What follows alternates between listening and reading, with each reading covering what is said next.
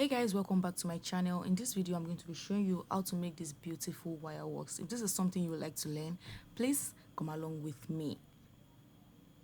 Firstly, you're going to need your beads. In this video I'm going to be using crystal beads, also known as glass. Some people call it glass bead, but crystal beads. You're going to be needing your copper wire. They come in different sizes, but this is the one that I have. So you're going to go ahead and measure 20 inches of your copper wire, and then you're going to fold it into two like this. Just make sure that it is into two like this before you start placing your beads inside. The next thing you want to make sure of is the consistency of your beads. Make sure that if you are starting with 5, just be consistent with 5 throughout, so that you don't have a deformed or malformed wire works. For the purpose of this tutorial, I'm making use of 5 beads, so I'm starting with a base of 5 beads. And please, before you knot, make sure that your bead sits in the middle, not the one that one wire is bent on one side. No, if you're using 5 beads, the third one should be at the middle, then 2 on the side, as you can see in this video.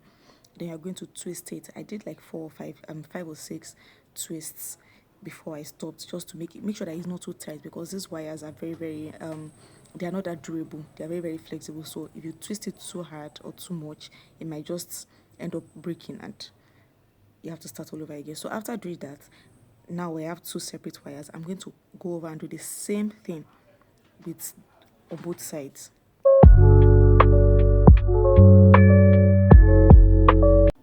So this is what I have after doing both sides.